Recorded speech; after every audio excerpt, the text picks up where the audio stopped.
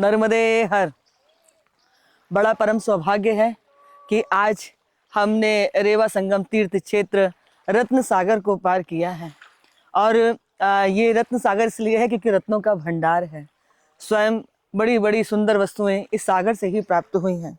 आज जब रेवा सागर को पार कर रहे थे और जिस स्थान पर रेवा और सागर का अद्भुत दिव्य मिलन हुआ, जब हम वहाँ ओंकारेश्वर से लाए हुए नर्मदा जल को चढ़ाने के लिए और अभिषेक करने के लिए उतरे, तो सुबह भोर की बेला थी, लगभग 4:30-5 बज रहे थे। तो बाहर चूंकि तेजी से जब जहाज चल रहा है तो निश्चित रूप से ठंडी लहरें लगनी स्वाभाविक बात थी। लेकिन जब हम बाहर कैबिन में से निकल करके गए तो हमें वो जो हवा थी वो ठंडी ना लग करके कोसी लग रही थी। जैसे कुनकुने जल की जो भाप होती है, बिल्कुल वैसी ही प्रतीति हो रही थी। सागर की जलें जहाज के वेग से उठ करके जब ऊपर आ रही थी तो ऐसा लग रहा था कि कोसा जल शरीर को स्पर्श कर रहा हो।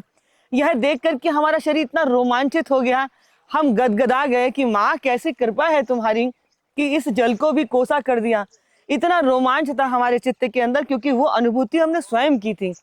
हमारा हमारा हृदय माँ के प्रति कृतज्ञता के भाव से भर गया और हम दक्षिण तट से उत्तर तट की यात्रा पर आ गए। बिना माई की कृपा के संभव नहीं हो सकता। माँ, कितने रूपों में आकर के तुमने अपनी प्रतीति कराई है, दर्शन कराया है। सागर से को पार करना इतना रोमांचकारी था। रात्रि में ही 2 बजे से आंखें खुल गई थी और हम सागर के तट की ओर निकल गए थे। वो धीरे धीरे उस रात्रि की का छटना और सुबह सुबह भुवन भास्कर की लालिमा का उदय होना, ये सब दर्शन करने का परम सौभाग्य मिला। पुनः मां नर्मदा को प्रणाम करते हुए, और आप जानते हैं कि काशी के लिए, काशी के नंदी के लिए ही नर्मदा जी की पावन यात्रा हो रही है। वर्षों से प्रतीक्षारत नंदी को महादेव की प्राप्ति हो जाए, उस भाव से नर्मदा जी की पावन यात्रा करने का परम सौभाग्य मिला है। नर्मदे हर।